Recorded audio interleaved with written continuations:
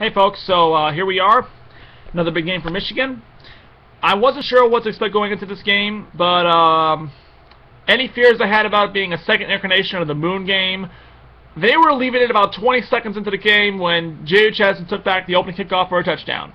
So I'm going to keep this short because this camera is not working now. I just want to get all this in before I get cut off. I don't know why it's doing it, but it's annoying. Anyway, Michigan stomped today on Northwestern, beat them down, dominated them in every aspect of the game, posted the third straight shutout, the first time it's happened since 1980. So this team is legit. This team has indeed arrived, and I think they could take on just about anyone in the Big Ten, including Michigan State and Ohio State.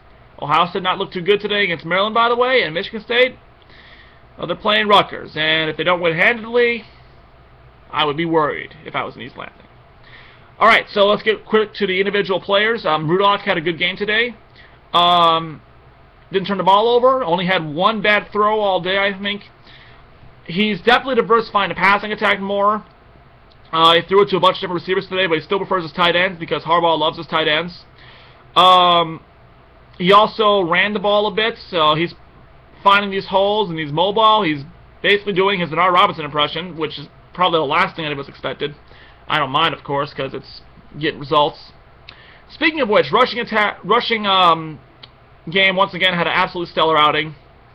The running back position got rotated up through today because I think De'Veon Smith's still at 100%. It's his first game back from injury. Drake Johnson might be working through something as well. So they both were sitting out after the first half, and the rushing job went to Ty Isaac and Derek Green. Derek Green looked pretty good today. He got a rush touchdown in and put up some decent numbers. So it's nice to see him contributing, eking toward that potential that he was advertised as having when he first came to Ann Arbor. To get back to the pass tech really quick, A.J. Williams had 4 receptions today. Jake Budd had 3 receptions. No pass touchdowns, was all rush touchdowns, but it's great to see the passing attack getting diversified. Rudolph being comfortable with his receivers. It looks like he's a lot more comfortable now in this offense. Still no deep balls, but you know what? If we're just going to do the 10-yard slants or 3 yards on a cloud of dust, that's fine with me because, hey, it's working so far. Defense, once again, played lights out. Northwestern never even smelled the red zone tonight. I think the farthest they got was maybe like the 40-yard line or the 30-yard line. I mean, the closest they ever came to scoring any points was a 42-yard field goal attempt, which they shanked.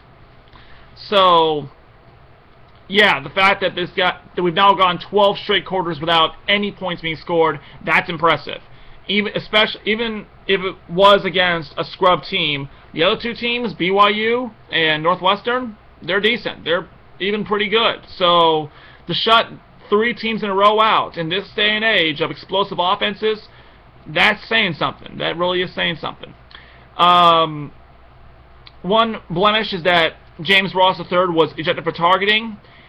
The Big Ten will review the call, but right now it looks like he will not be available for the first half against Michigan State, which is unfortunate, but the defense today was also playing its first game without Mario Ojemudia, and Royce Jenkins-Stone was more than up to the task, so I think the defense will be fine. They will adapt, and we will move on.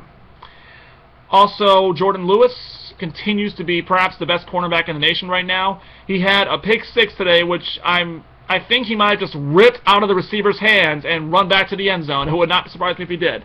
So, Jabril Peppers also had a good game today, tackling guys in space. Almost had a pick 6 himself.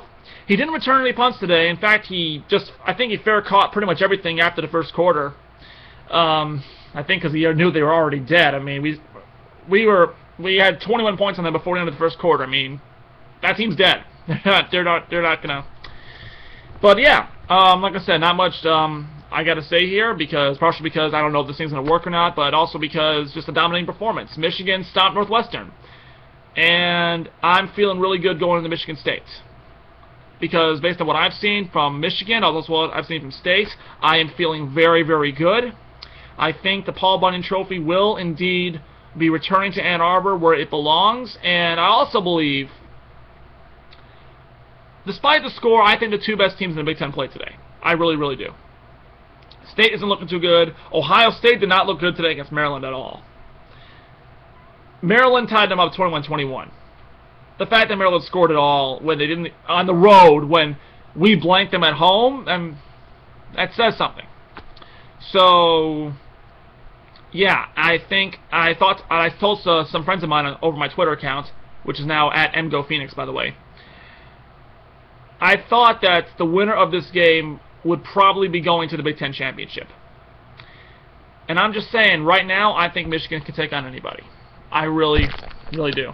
But, no, I'm not going to start celebrating yet. We still got a little over half a season to go here. So, we will enjoy this, and we will move on to the next one.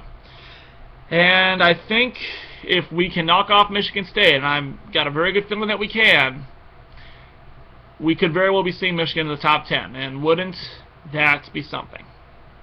Okay, so that's it for this video. Again, I apologize for how short it is, but this thing is having problems, and it's annoying, but what are we going to do?